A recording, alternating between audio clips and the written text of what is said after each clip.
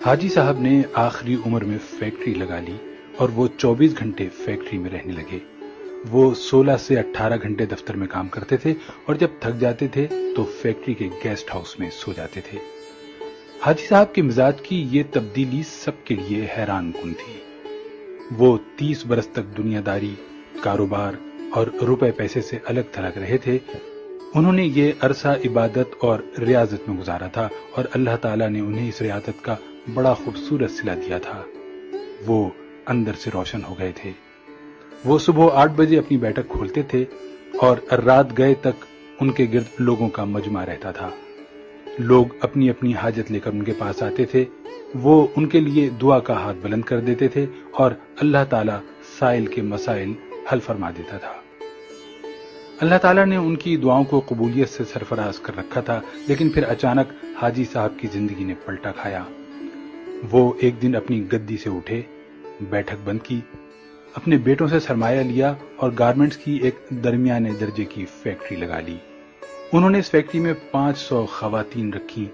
खुद अपने हाथों से यूरोपीय खवातीन के लिए कपड़ों के नए डिजाइन बनाए।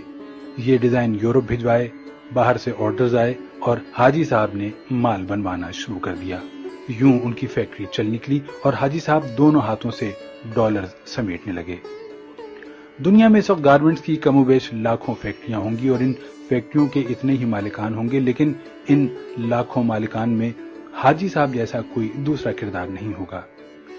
पूरी दुनिया में लोग बुढ़ापे तक कारोबार करते हैं और बाद हजार रुपए पैसे और अकाउंट से ताइब होकर अल्लाह अल्लाह शुरू कर देते हैं, लेकिन हाजी साहब उनसे बिल्कुल उलट हैं।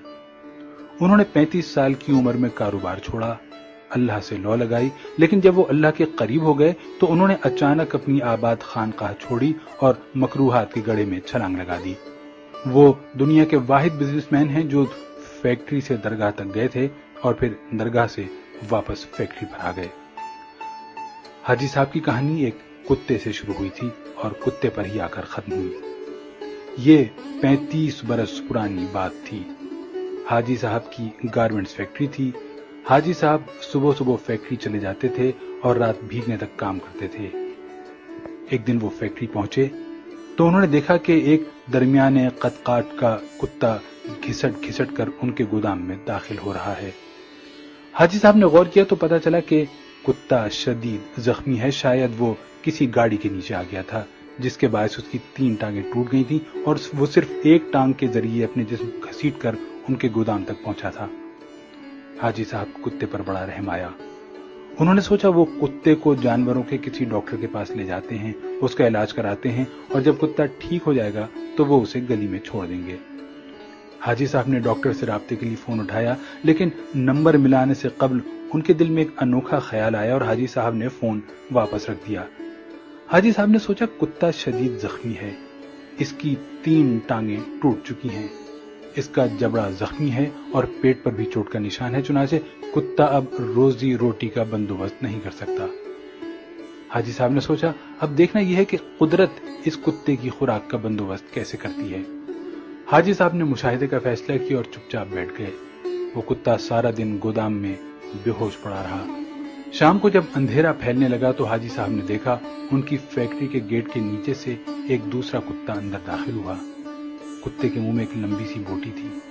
कुत्ता छुपता छुपाता गोदाम तक पहुंचा, जख्मी कुत्ते के करीब आया। उसने पांव से जख्मी कुत्ते को जगाया और बोटी उसके मुंह में दे दी। जख्मी कुत्ते का जबड़ा हरकत नहीं कर पा रहा था, चुनाचे उसने बोटी वापस उगल दी। सेहतमंद कुत्ते ने बोटी उठाकर अपने मुंह में डाली, बोटी चबाई और जब वो अच्छी तरह नरम हो गई तो उसने बोटी का लुकमा सा बनाकर जख्मी कुत्ते के मुंह में दे दिया। जख्मी कुत्ता बोटी निगल गया।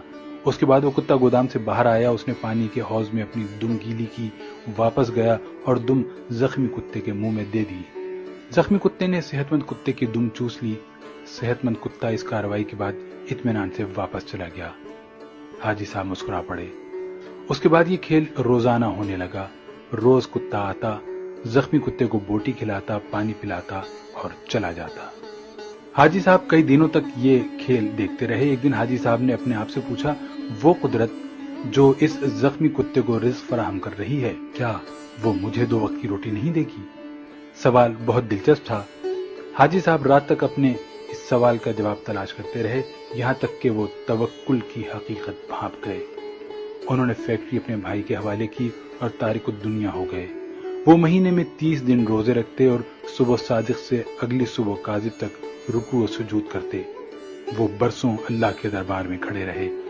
اس عرصے میں اللہ انہیں رزق بھی دیتا رہا اور ان کی دعاؤں کو قبولیت بھی، یہاں تک کہ وہ صوفی بابا کے نام سے مشہور ہو گئے اور لوگ ان کے پاؤں کی خاک کا تعویذ بنا کر گلے میں ڈالنے لگے۔ لیکن پھر ایک دوسرا واقعہ پیش آیا اور صوفی بابا دوبارہ حاجی صاحب ہو گئے۔ یہ سردیوں کی ایک نیم گرم دوپہر تھی۔ صوفی بابا کی بیٹھک میں درجنوں عقیدت مند بیٹھے ہوئے تھے۔ صوفی بابا ان کے ساتھ روحانیت کی رموز شیئر کر رہے تھے۔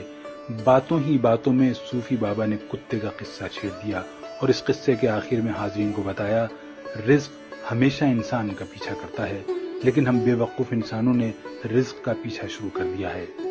اگر انسان کی توکل زندہ ہو تو رزق انسان تک ضرور پہنچتا ہے، بالکل اس کتے کی طرح جو زخمی ہوا تو دوسرا کتا اس کے حصے کا رزق لے کر اس کے پاس آ گیا۔ میں نے اس زخمی کتے سے توکل سیکھی، میں نے دنیا داری ترک کی اور اللہ کی راہ میں نکل آیا۔ آج اس راہ کا انعام ہے، میں آپ کے درمیان بیٹھا ہوں۔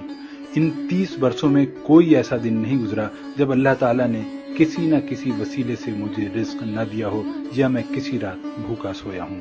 میں ہمیشہ اس زخمی کتے کو تھینک یو کہتا رہتا ہوں جس نے مجھے توکل کا سبق سکھایا تھا۔ صوفی بابا کی محفل میں ایک نوجوان پروفیسر بھی بیٹھا تھا۔ پروفیسر نے جینز پہن رکھی تھی اور اس کے کان میں MP3 کا ایئر فون لگا ہوا تھا۔ نوجوان پروفیسر نے ایئر فون اتارا اور قہقہ لگا کر بولا، صوفی بابا، ان دونوں کتوں میں افضل زخمی کتا نہیں تھا، بلکہ وہ کتا تھا جو روز شام کو زخمی کتے کو بوٹی چبا کر کھلاتا تھا اور اپنی گیلی دم سے اس کی پیاس بجھاتا تھا۔ کاش آپ نے زخمی کتے کے توکل کے بجائے صحت مند کتے کی خدمت، قربانی اور ایثار پر توجہ دی ہوتی تو آج آپ کی فیکٹری 500-600 لوگوں کا چولہا جلا رہی ہوتی۔ صوفی بابا کو پسینہ آ گیا۔ نوجوان پروفیسر بولا، صوفی بابا، اوپر والا ہاتھ نیچے والے ہاتھ سے افضل ہوتا ہے۔ وہ صحت مند کتا اوپر والا ہاتھ تھا جبکہ زخمی کتا نیچے والا۔ افسوس، آپ نے نیچے والا ہاتھ تو دیکھ لیا لیکن آپ کو اوپر والا ہاتھ نظر نہیں آیا۔ میرا خیال ہے کہ آپ کا یہ سارا تصوف اور سارا توکل خود غرضی پر مبنی ہے، کیونکہ ایک سخی بزنس مین 10,000 نکمے اور بے ہنر درویشوں سے بہتر ہوتا ہے۔ نوجوان اٹھا، اس نے سلام کیا اور بیٹھک سے نکل گیا۔ حاجی صاحب نے 2 رکعت نفل پڑھے، بیٹھک کو تالا لگایا اور فیکٹری کھول لی۔ وہ اب عبادت بھی کرتے ہیں اور کاروبار بھی۔